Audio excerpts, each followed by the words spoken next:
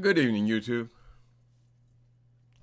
Well, I say good evening, but it's about 5:30, which is usually the afternoon. I told you guys before, it drives me nuts the way the way this daylight saving times works. And I hate it being this dark so early. Anyway, so I got a request from a subscriber or someone in the comments, and I want to try to address it. Okay, hold on a second, let me pull it up. Okay, it says, "Dear Timothy, could you?" This guy's name is Vinyl Talk with Travis, so I assume that he has a channel himself. "Dear Timothy, could you please do a video on how you overcame alcoholism?" Okay, that's interesting. That's something I should be doing anyway. Hey, man. I gotta get my stuff back together. Hold on. Come on. Okay. So yes, talk with Travis. My alcoholism, as a teenager, I didn't do drugs or alcohol, right? And 19, I got to LA, and for about a year, I didn't do drugs or alcohol, right? But I was 19 years old, so the bars were real strict then, with particularly with black people getting into the bars. I know a lot of young white kids were getting in these bars, but we definitely got double carded. I don't know if it's a practice still or not, but it was definitely discrimination. It was definitely wrong. But I wasn't introduced to the bars until I was of age. Well, at 20, I stopped sneaking in a little bit. So at first, it was just trying to be a part of the community. I mean, in my mind at that age, drinking and going out was what it was all about. I mean, it was all built around the bar scene, right? So I started smoking weed at 20 because I was with a guy who smoked a lot of weed, and I just picked it up. But there were early signs of a possible problem with drugs with me, even though I waited till I was 20. When I was 22, I met a different person. Me and the first one broke up, and this person was an alcoholic, right? He had formerly been a heroin addict, but at the time I met him, he was clean from heroin, but he had done a switch to alcohol, so he was an alcoholic. Not horribly. We just went out and drank a lot. He would get sloshed, and pretty soon, after I was with this guy, because we were going out practically every night, I went out even more than he did. He was older than I was, so he had kind of calmed down to where he was just drinking on the weekends, but I was in the bars every day, right? And over about 2 years, I developed this problem with alcohol. I was an alcoholic. I'm calling it alcoholic. I only drink beer, but it doesn't matter what really you drink. The point is, you go out and you go out to get high. So when I was 25 years, this went on about 3 years. We just still lived in the clubs, bars, discos on the weekend, and maybe about 23 or 4, I realized I had a problem, but I didn't stop because at first I just had a lot of fun being around gay people coming out at that time or whatever. And it was just exciting to be in the clubs. Even though I had a partner, still like being out and I'm sure that's probably true with other people too, not just gay people. It's kind of what it's about when you're young. College students party a lot.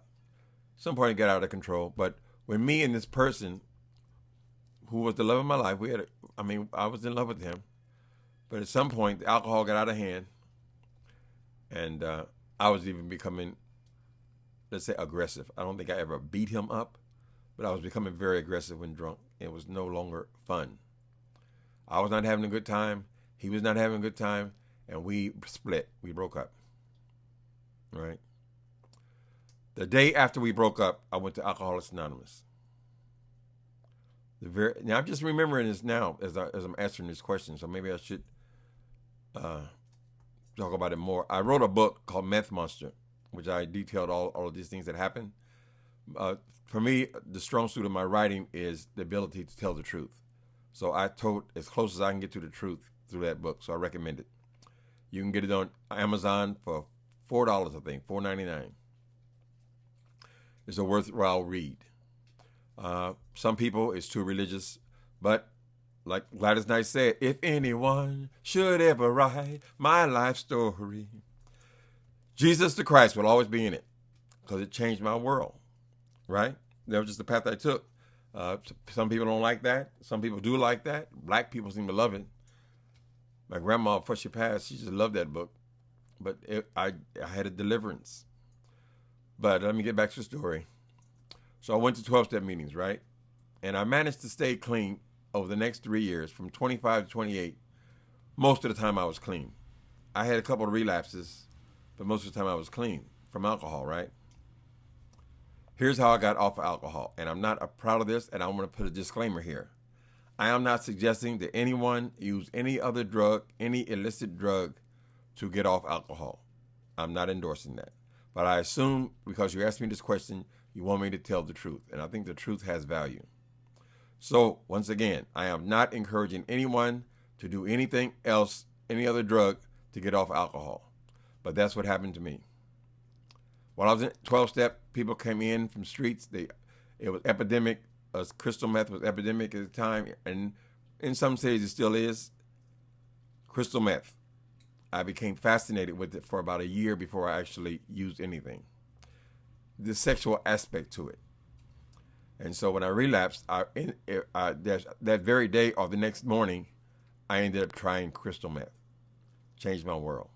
But what happened is I was still going to the clubs, and I was having this, I never danced. I had always been a wallflower, right? Suddenly I could dance. I could meet people. I was free. I was sexual. It was wonderful. In the beginning. Maybe I continued to drink for 3 or 4 months. After 3 or 4 months, I slowly started moving away from the alcohol. The alcohol became less important than the meth. So that's what happened with me with alcohol. Because even though now I've been clean for 18 years, I haven't had a drink in over 30 years. It's the truth. Over 30 years. All the time I did meth just took over the alcohol. I heard this before. As a matter of fact, when I think about it now, my partner, who was a heroin addict, who when I met him, he was an alcoholic, he had probably done basically the same thing. He had switched from alcohol to heroin.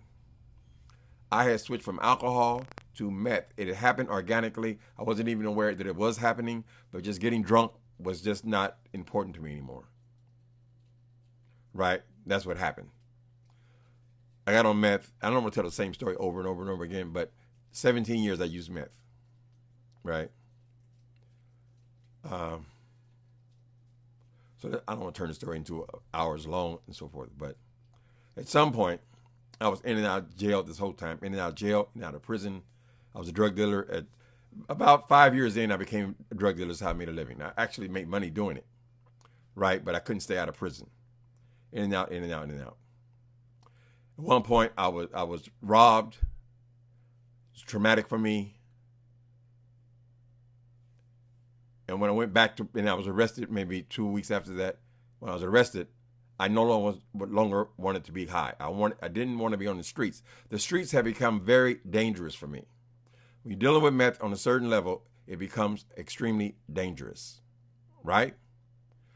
This took all the fun out of it for me because it was no longer about getting high and having fun because I had business to take care of. And people were out to harm me because I had drugs. That's basically it. They wanted to rob, and my line was always violence. That's why both my relationships ended, because I became violent.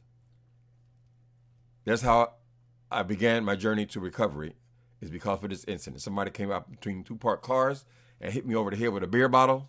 I went screaming into the street. I didn't know what else to do. Screaming into the street, blood gushing out of my head and so forth. And this is basically was the end for me. I believe God allowed that to happen because nothing else was going to dissuade me because I was having such a good time being a boss in my little niche, right? When it got dangerous, it was less fun. There was no time to take things seriously. You didn't know who to trust. People were getting robbed all the time. People will hurt you. People will kill you. People will rip you off. People will sell you bad drugs. People will set you up. I was not having a good time. And the only thing I got out of it is at the end of this, however long I was able to stay out, I ended up going back to prison. So whatever money I had accumulated, the cops always got it. I had nothing because I was back in jail. Then at the same time, I'm HIV positive person. I have been for 30 years. But at that time, getting clean didn't mean very much to me because I assumed that I would die from AIDS. Because my partner had died from AIDS. People around me had died from AIDS. At that time, people were still dying from AIDS. It started in the 80s, and I assumed that that's the way my life would end as well. But around the late 90s, they came out with this cocktail, this drugs. So now I could get clean and live. See, I hadn't experienced that for years. The whole time I was getting high like this was going to be the end anyway. And what did I have to lose? Why would I want to get clean just so I can get sick and die? But now we're presented with, you can get clean and live. So this began my journey into recovery. I didn't recover from 12-step in my 20s. That worked for me. I was clean most of the time for 3 years. But this time it had to be spiritual for me. And it was spiritual for me. I was locked up. I got into the Bible. No talk about drugs. Talking about drugs all the time did not work for me. That was the problem with my experience in LA. Talking about getting high, using drugs, drinking, all that stuff did not work for me. Right? So this time when I got clean, it was completely a spiritual experience, me and God. And I had to learn to trust God. That's what happened to me. That's what my book says. I broke it down to the best of my memory, exactly the way it happened for me. How I went from being a person who had no spirituality at all to a person who was totally dependent on his spiritual existence. Right? So that was 18 years ago.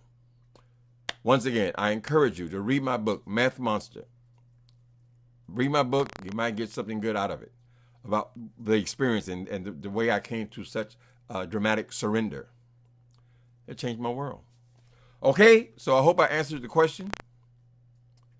Best of luck to you. I forgot your name already. Travis, I think.